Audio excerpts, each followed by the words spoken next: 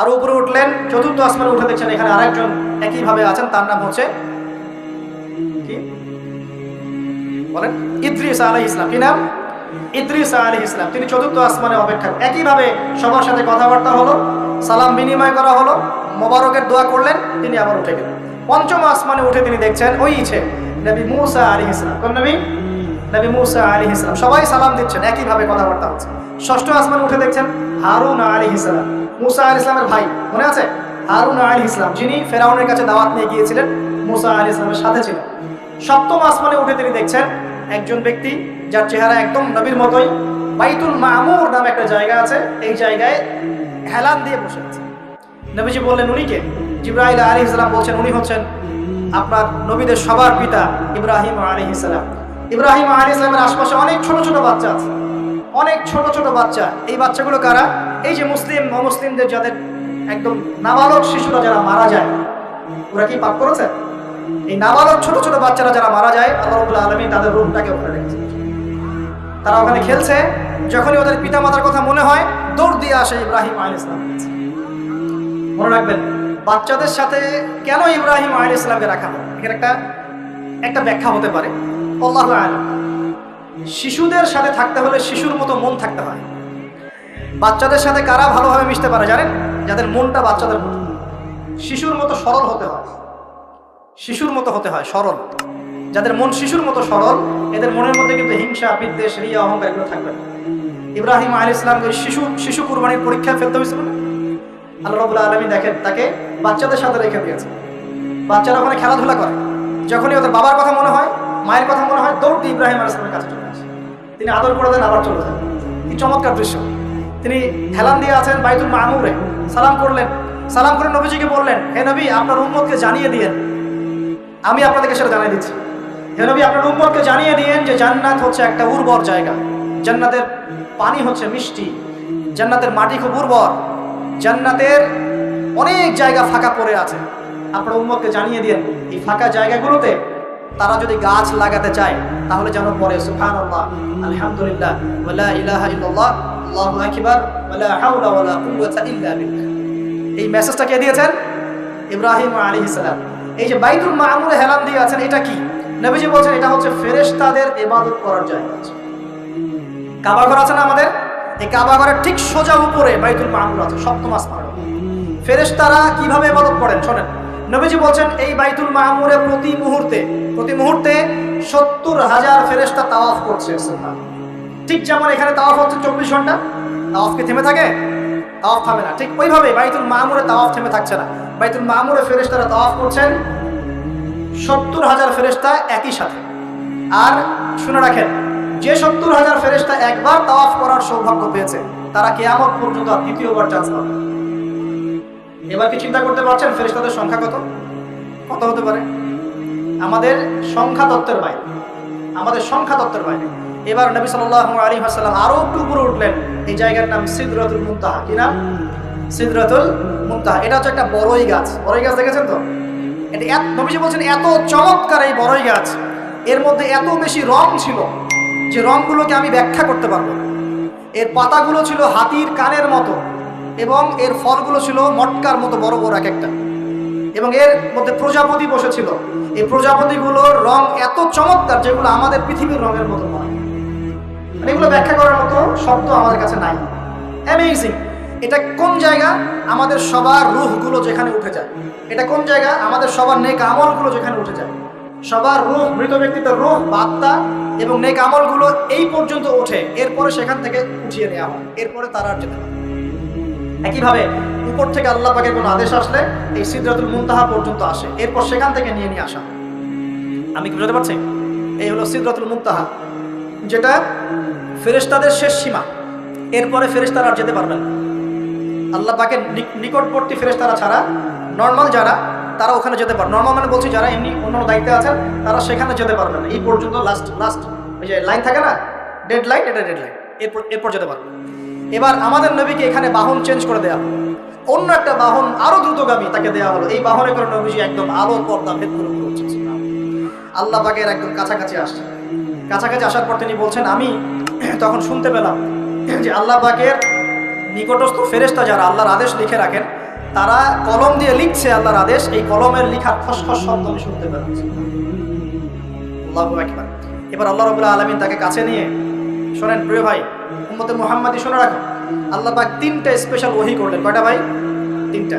অন্যান্য অনেক কথা তো হয়েছে, সেগুলো তো আমরা হাদিসের মধ্যে আমরা ডিটেলস বলতে পারছি না, সময় শর্ট। 3টা স্পেশাল ওহী আল্লাহ রাব্বুল আলামিন করেছেন। তার প্রথমটা হচ্ছে নবী সাল্লাল্লাহু আলাইহি ওয়াসাল্লামকে এই জায়গায় 50 ওয়াক্ত নামাজ হাদিয়া গিফট দেওয়া। কত ওয়াক্ত? এবার নবীজি 50 ওয়াক্ত নিয়ে চলে আসছেন। আর পরের দুইটা পরে বলছি। 50 ওয়াক্ত নিয়ে চলে আসছেন। আসার সময় এই যে ষষ্ঠ আসমানে, পঞ্চম আসমানে কার সাথে দেখা? মুসা। কে আমাকে করছে? মুসা আলাইহিস সালাম। তিনি বলছেন আল্লাহ পাক কি দিয়েছেন আপনাকে? নবী সাল্লাল্লাহু আলাইহি ওয়াসাল্লাম 50 ওয়াক্ত নামাজ। কত ওয়াক্ত? 50 ওয়াক্ত। এবার মুসা আলাইহিস সালাম বলছেন আমার উম্মতকে 2 ওয়াক্ত নামাজ দেওয়া হয়েছে, সেটাই আমার উম্মত আদায় করতে পারে নাই। 50 ওয়াক্ত নামাজ আপনার উম্মত পারবে না, আপনি কমাই নিয়ে আসেন যান। তিনি আবার গেলেন 50 থেকে 45, আবার 45 থেকে 40, 40 থেকে 35, 35 থেকে 30, এই করতে করতে করতে করতে 5 ওয়াক্ত যখন আসলো, তখনও নবীজিকে বলা হচ্ছে আপনি আরো কমাই নিয়ে আসেন।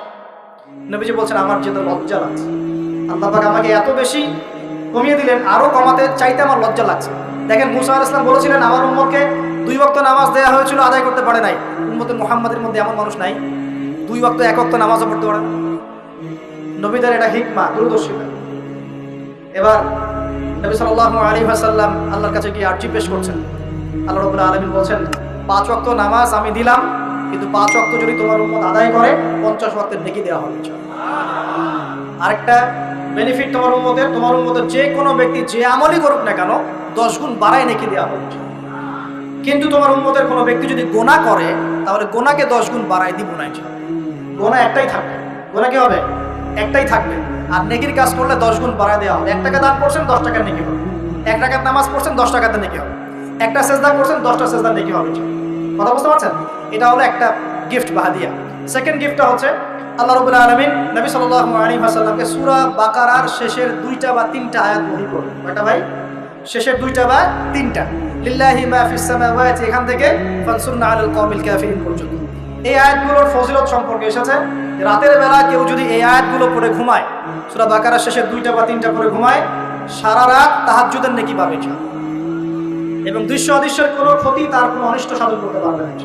এই যে সমস্যা হয় ঘুমের মধ্যে, জিনের সমস্যা, জাদুর সমস্যা, বদনজর ইত্যাদি, কোনো রকম প্রবলেম তাকে ফেস করতে হবে না ইনশাআল্লাহ। সূরা বাকারার শেষের কয় আয়াত? কমপক্ষে 2 আয়াত, যদি পারেন 3টা আয়াত পড়বেন। 2টা হাদিয়া হলো। 3 নম্বর হাদিয়াটা আরো বড়। 3 নম্বর হাদিয়া হচ্ছে নবী সাল্লাল্লাহু আলাইহি ওয়াসাল্লামকে আল্লাহ পাক বললেন তোমার উম্মতের, একটু গৌর করে শুনেন, তোমার উম্মতের যে কোনো ব্যক্তি যত পাপই করুক না কেন, যদি আমার সাথে শিরকের পাপ না করে, শিরকের পাপ ছাড়া আমার সাথে সাক্ষাৎ করে, আসমান জমিন সমান যদি পাপ করে, আমি আল্লাহ তার সামনে আসমান জমিন সমান ক্ষমা নিয়ে হাজির হব। এই উম্মতের যে কোনো ব্যক্তি খালি লা ইলাহা ইল্লাল্লাহ মুখ দিয়ে পড়েছে, ইসলামের সামনে আত্মসমর্পণ করেছে এবং শিরক মুক্ত আমল করেছে, বেদাত মুক্ত আমল করেছে, ঠিক আছে, তার যত বড় বড় পাপই থাকুক না কেন ইনশাআল্লাহ আল্লাহ পাক কোনো না কোনো ওসিলায় সেই পাপ মাফ করে দেবেন। এটা একদম লিখিত হয়ে গেছে। জান্নাতীদের 120 কাতার হবে, এই 120 কাতার মানুষের মধ্যে 80 কাতার হবে উম্মত মুহাম্মাদী। আমরা কি শিরক মুক্ত আমল করতে পারবো না ভাই? সাহাবীরা অবাক হয়ে বলছেন যদি সে চুরি করে, যদি সে জেনা করে, নবীজি বলছেন যদি সে চুরিও করে, যদি সে জেনাও করে, তবুও তাওহীদ ঠিক থাকলে জান্নাতে চলে যাবে। এমনকি তাওহীদ ঠিক করে চুরি করা শুরু করবে, তাওহীদ ঠিক করে কি জেনা করা শুরু করবে? এখানে আল্লাহ পাকের তাওহীদের গুরুত্ব বোঝানো হয়েছে। আর যে ব্যক্তি প্রকৃত তাওহীদে থাকবে সে কি জেনা করতে পারবে? আল্লাহ পাক আমরা সবাইকে 3টা হাদিয়া গ্রহণ করার তৌফিক দান করুন। আমার সাথে বলেন 50 ওয়াক্ত নামাজ মানে 5 ওয়াক্ত, 5 ওয়াক্ত মানেই 50 ওয়াক্ত। 1 ওয়াক্ত পড়ছি মানে 5 ওয়াক্ত পড়ছি, 1 ওয়াক্ত পড়ছি মানে 10 ওয়াক্ত পড়ছি, 1 ওয়াক্ত পড়ছি মানে 10 ওয়াক্ত পড়ছি। আমরা কিন্তু 50 ওয়াক্তের নেকিই পাচ্ছি ইনশাআল্লাহ। আমরা সবাই 5 ওয়াক্ত নামাজের হেফাজত করতে পারবো ইনশাআল্লাহ। আল্লাহ পাক তৌফিক এনায়েত করুন, আমিন। আমরা কি সূরা বাকারার শেষের আয়াতগুলো মুখস্থ করতে পারবো ইনশাআল্লাহ? প্রত্যেক রাতে আমল করবো তো ইনশাআল্লাহ। আর শিরক মুক্ত আমল করার চেষ্টা করবো ইনশাআল্লাহ। একটা বই পড়বেন কিতাবুত তাওহীদ, শিরক সম্পর্কে জানতে পারবেন ইনশাআল্লাহ। আল্লাহ পাক তৌফিক দান করুন। এবার নবীজি আসছেন, একটু শেষের দিকে মনোযোগ দেন, মনোযোগ হারান না, আর কিছু কথা বাকি আছে। নবীজি এবার আসছেন, আসার সময় তাকে জান্নাত জাহান্নাম দেখানো হয়েছে। কি দেখানো হয়েছে? জান্নাত এবং জাহান্নাম। নবীজি বলছেন আমি জান্নাতকে দেখলাম, বিশৃঙ্খলা করেন না, আমি জান্নাতকে দেখলাম, জান্নাতকে দেখলাম, জান্নাতকে ঘিরে রাখা হয়েছে কষ্ট, ক্লেশ, এগুলো দিয়ে। মানে জান্নাতটা ঘেরা আছে কষ্ট দিয়ে, মানে জান্নাতে যেতে হলে কষ্ট করতে হবে। ঠিক আছে, ফজরের নামাজ উঠতে কষ্ট হয় না? সুদ ছেড়ে দেবো, এটা কষ্ট লাগতেছে না? কষ্ট হবে। আল্লাহর পথে চলতে হলে কিন্তু কষ্ট হবে। মানুষ ভালো মন্দ বলবে, অনেক সমস্যা। জান্নাতকে ঘেরা হয়েছে কষ্ট দিয়ে, আর জাহান্নামকে ঘেরা হয়েছে প্রবৃত্তির দাসত্ব দিয়ে। মন যাচাই তাই করেন না। মন চাচ্ছে মদ খাইলেন, মন চাচ্ছে জেনা করলেন, মন চাচ্ছে সুদ খাইলেন, আর মন যাচাই তা দিয়ে জাহান্নামকে ঘেরা হয়েছে। এবার নবীজি বলছেন জাহান্নামে আমি উঁকি মেরে দেখেছি, জাহান্নামে দেখেছি বেশিরভাগ অধিবাসী, জাহান্নামের বেশিরভাগ মানুষ হচ্ছে উম্মতে মুহাম্মাদের নারী জাতি। বলেন নাউজুবিল্লাহ। এই নারী জাতি মানে আমার বোন, আপনার মা, আপনার স্ত্রী, আমার বোন, আমার মা, আমার স্ত্রী, আমাদেরই তো। নারী কি আমাদের বাইরে? কেন তারা জাহান্নামে যাবে? নবীজি বলছেন কয়েকটা কারণ। এক, তারা বেশি বেশি লানত এবং অভিশাপ করে। এক। দুই, তারা এমন কিছু কাপড় পরে শেষ জামানায় বাইরে ঘুরবে যে কাপড়গুলো পরেও তারা নগ্ন থাকবে, অর্থাৎ বেপরদামির কারণে। তিন, তারা বুক পিঠ চাপড়ায়, প্রলাপ বিলাপ করে, এটা একটা কারণ। চার, তারা স্বামীর সাথে কখনো কখনো কুফরি করে। কেমন? স্বামী সারা জীবন যদি তাদের ভরণ পোষণ ভালোবাসা দিয়ে যায়, কোনো একদিন যদি কোনো সমস্যা সৃষ্টি হয়, বলবে যে সারা জীবন তোমার কাছে কিছুই পাইলাম। এই সব কিছুর ঊর্ধ্বে একটা কারণ আছে, এই সব কিছুর ঊর্ধ্বে একটা কারণ আছে। সেটা হলো, শোনেন, তাদের উদ্ধত মস্তকটা আল্লাহ পাকের বিধানের সামনে সহজে অবনত হতে পারে, চায় না। এগুলো কিন্তু সব মেয়েদের জন্য নয়, উম্মতে মুহাম্মাদির একটা অংশের মেয়েদের জন্য আল্লাহ নবী এইসব কথা বলেছেন। আবার এমনও মেয়ে আছে ঈমান আমল টিকে রাখার জন্য না খেয়ে থাকতেও রাজি আছে। এমনও মেয়ে আছে, এমনও বহু দিনী বোন, দিনী মেয়ে আছে আমাদের সমাজে যারা ঈমান আমল ধরে রাখতে চায়, পরিবার তাকে রাখতে দেয়। ফেরাউনের ঘরে থেকেও একজন মেয়ে জান্নাতে গিয়েছে, গিয়েছে কি না? গিয়েছে। অতএব আমরাও যে দুধে দেওয়া তুলসী পাতা এমন নয়, আমাদের মধ্যে বহু খারাপই আছে। কিন্তু নবীজি এখানে স্পেশালি বলেছেন যে শেষ জামানার মেয়েরা, নিসাউন কাসিয়াতুন আরিয়া, যারা কাপড় পরে নগ্ন থাকবে, মহিলাতুন নামিলা, যারা অন্যকে আকৃষ্ট করবে, অন্যটিকে আকৃষ্ট হবে, এরা জান্নাতে যাবে না, জান্নাতের গন্ধ পাবে। নবীজি বলেছেন আমি জাহান্নামে দেখেছি বেশিরভাগ নারী জাতি। এখানে আমার মা, আমার বোন, আপনার মা, আপনার বোনের সতর্ক হওয়ার কি হেদায়েত আছে কি নাই? আর এই মেয়েদেরকে চালাই কি আমরা না অন্য কেউ? আমরাই তো আমাদের পরিবারকে চালাই কি না? আমরাই তো খাওয়াই পড়ে নাকি? তাহলে আমাদের পরিবারের বোনেরা কি পর্দা করতে পারবে না? প্রতিষ্ঠা করতে পারবেন না?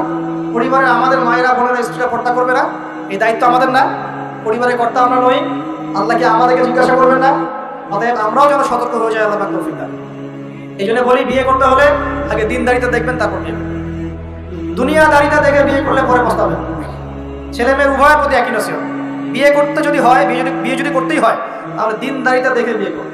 তারপর দেখবেন যে মেয়ের বংশ কেমন, সৌন্দর্য কেমন, এই সেই পরে দেখবেন। আগে দেখবেন দিনদারিতা ঠিক আছে। ছেলের ক্ষেত্রে একই বিধান। আগে দেখতে চায় না কত বড় চাকরি করে, কত প্রপার্টিজ আছে, কত বড় বাড়ি, এগুলো পরে দেখবেন। আগে দেখবেন ছেলে নামাজ পড়ে কিনা, ছেলের মধ্যে সুন্নত আছে কিনা, এইগুলো আগে দেখবেন। এই বিয়ে নিয়ে প্রচুর জাহিলিয়াত সমাজে আছে, এই কারণেই পরিবারগুলো এখন ভেঙে যাচ্ছে। আল্লাহ পাক আমাদেরকে সুন্নাহ মেনে চলার তৌফিক দান করুন, বলি আমিন। নবীজি এখানে বলেছেন আমি জাহান্নামে দেখেছি বেশিরভাগ অধিবাসী নারী জাতি।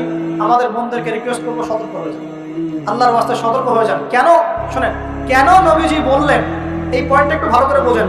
কেন নবীজি এই উম্মতের মধ্যে বেশিরভাগ মেয়েকে জাহান্নামী বললেন? আপনি একটু চিন্তা করেন তো, এই উম্মতের মধ্যে কি এমন হয়েছে, এই উম্মতের মেয়েদের সাথে কি এমন হয়েছে যার ফলে মেয়েদেরকে আর ঘরে রাখা যায় না, সব বাইরে চলে আসতেছে? কি হয়েছে এই উম্মতের মেয়েদের সাথে? এই প্রবলেম তো আগে 200-500 বছর আগে ছিল না? 500 বছর আগে আপনি কি কোনো মেয়েকে দেখেছেন আমাদের মেয়েদের মতো বেপর্দায় সারা রাস্তাঘাট, গ্রামগঞ্জ, একদম অফিস আদালত, বাজারঘাট সব ঘুরে বেড়াচ্ছে? দেখেছেন 500 বছর আগে, 300 বছর আগে, 200 বছর আগে? লাস্ট সমসাময়িক সময়ে কি এমন হলো যে মেয়েদেরকে আর ঘরে রাখা যায় না? আমি একটা শব্দ বলে দিই, বাসায় গিয়ে রিসার্চ করবেন, সব বলে দিব। লাস্ট 100-200-300 বছরে একটা মুভমেন্ট, একটা আদর্শ ছড়িয়ে পড়েছে বিশ্বের বুকে, তার নাম হলো ফেমিনিস্ট রেভলিউশন। মনে থাকবে, ফেমিনিস্ট রেভলিউশন। এটা নিয়ে ঘাটাঘাটি করেন, বুঝতে পারবেন কেন জাহান্নামের বেশিরভাগ অধিবাসী জাহান্নামে যাবে, নারীরা কেন জাহান্নামে যাবে বেশি বেশি। এই মুভমেন্টটা নিয়ে পড়াশোনা করলেই বুঝতে পারবেন। আল্লাহ পাক আমাদেরকে বোঝার তৌফিক দান করুন, অন্তরের চোখ খোলার তৌফিক দান করুন। নবীজি আরো বলছেন আমি জাহান্নামে গেলাম, জাহান্নাম আমাকে দেখানো হলো, এবং সেখানে আমি একজন ফেরেশতাকে দেখলাম। কি দেখলাম? এই ফেরেশতা আমাকে দেখে হাসে নাই। সবাই মনোযোগ দেন, মেরাজের রাতের সবাই নবী সাল্লাল্লাহু আলাইহি ওয়াসাল্লামের সাথে হাসি মুখে সাক্ষাৎ করেছেন এই ফেরেশতা বাদ দিয়ে। নবীজি বললেন জিবরাইল আলাইহিস সালামকে, সে এত গম্ভীর কেন, তার চেহারা হাসি নাই কেন? জিবরাইল আলাইহিস সালাম বলছেন, যখন থেকে আল্লাহ পাক তাকে জাহান্নামের দায়িত্ব দিয়েছেন, যেদিন থেকে আল্লাহ পাক এই ফেরেশতাকে জাহান্নামের দায়িত্ব দিয়েছেন, ওই দিন থেকে তার চেহারার হাসি চলে গেছে। আর কিছু বলতে হবে? কেন হাসি চলে গেল? খুশিতে? জাহান্নামে আল্লাহ পাকের আযাব এবং এই আযাবের দায়িত্ব পালন করতে গিয়ে তার চেহারা থেকে হাসি চলে গেছে। নবীজি জানালেন তার নাম হচ্ছে মালিক। কি নাম? মালিক। আমরা দোয়া করি আমরা যেন তার সাক্ষাৎ না পাই, আমরা দোয়া করি আমরা যেন তার সাক্ষাৎ না পাই। আমিন। এবার নবী সাল্লাল্লাহু আলাইহি ওয়াসাল্লাম আসছেন, আসার সময় সুঘ্রাণ পাচ্ছেন। সুঘ্রাণ, ও একটা কথা বলি নাই, জান্নাতে তিনি যখন দেখলেন, সেখানে দেখলেন যে এখানে বেশিরভাগ অধিবেশন হচ্ছে এই উম্মতের গরিব মানুষ। এই উম্মতে কারা? গরিব মানুষ, টাকা পয়সা কম, এত হিসাব কিতাব নাই, 5 ওয়াক্ত নামাজ পড়ে, রোজা রাখে, সাধ্যমতো দান সদকা করে, সত্য কথা বলে, জান্নাতের গরিবদের 500 বছর আগে। কত বছর আগে? তার মানে এই উম্মতের যদি কেউ গরিব হয়ে থাকি আমরা, কষ্টের কিছু আছে? ইনশাআল্লাহ কষ্টের কিছু নাই। তারপর নবীজি আসছেন, তিনি বলছেন যে আমি একটা মিষ্টি জান্নাতি সুঘ্রাণ পেলাম। আমি জিজ্ঞাসা করলাম এটা কোত্থেকে আসছে? তখন জিবরাইল আলাইহিস সালাম বললেন, এই ঘ্রাণ আসছে ফেরাউনের মেয়ের চুল আঁচড়ে দিত একজন দাসী। হঠাৎ একদিন চিরুনি পড়ে গেল হাত থেকে, সে বিসমিল্লাহ বলে চিরুনি উঠিয়েছে, আর দাসী শুনে নিয়েছে। বিসমিল্লাহ মানে? বিসমিল্লাহ মানে কি? আল্লাহর নামে মানে কি? তোমার কি ফেরাউন আমার বাবা ছাড়া আরো কোনো ইলাহ আছে নাকি? তখন সেই মহিলা বলেছিল, হ্যাঁ আমি এক আল্লাহর ইবাদত করি, ফেরাউনেরও রব হচ্ছে আমার আল্লাহ। এই অপরাধে তাকে ফেরাউন বড় আগুনের কুণ্ডলি খুঁড়ে তাকে ওখানে নামিয়ে দিয়েছিল, এবং তার 3টা কি 4টা বাচ্চা ছিল। এই সব বাচ্চাগুলোকে তার চোখের সামনে পুড়িয়ে ফেলেছে। শেষে একটা বাচ্চা ছিল, কোলের বাচ্চা। এই বাচ্চাকে নিয়ে সে লাফ দিবে, তাকে বাধ্য করা হচ্ছে। সে তো নিজে মরতে রাজি, কিন্তু বাচ্চাটা মায়া লাগবে না, সে বাচ্চাকে নিয়ে লাফ দিতে চাচ্ছে না।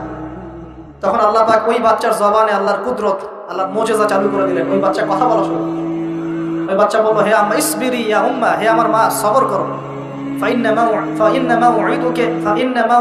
জান্নাহ, আমাদের জন্য আল্লাহ পাক জান্নাত রেখেছেন। লাভ দিয়ে জান্নাত। ওই যে ফেরাউনের স্ত্রী বলা ঠিক না এখানে, ফেরাউনের ওই দাসী যে চুল আশ্রয় দিত, আসিয়া, যার নাম বলা হয় কোনো জায়গায় আসিয়া, এবং তার সন্তানদেরকে যেখানে দাফন করা হয়েছে ওখান থেকে জান্নাতের ঘ্রাণ আসছে। কে পেলেন এই ঘ্রাণ? রাসূলুল্লাহ সাল্লাল্লাহু আলাইহি ওয়াসাল্লাম। এবার তিনি চলে আসছেন, এসে কাবা ঘরের হাতিমে আবার এসে সেখানে আসলেন। এখানে বিমর্ষ মুখে বসে আছে। কেন মন খারাপ? যে আমি যদি এই ঘটনা যদি কালকে এখন সকালে সবাইকে বলা শুরু করি, সবাই তো আমাকে এখন কি বলবে? মিথ্যাবাদী। এমনিই তো মিথ্যাবাদী, এখন এই ঘটনা আবার বিশ্বাস করবে কি? এখন সকালবেলা আবু জাহেল আসছে, এসে বলছে যে কি নতুন কিছু ঘটনা ঘটছে নাকি, নতুন কোনো ঘটনা আছে নাকি, টিটকারি করবো আমি।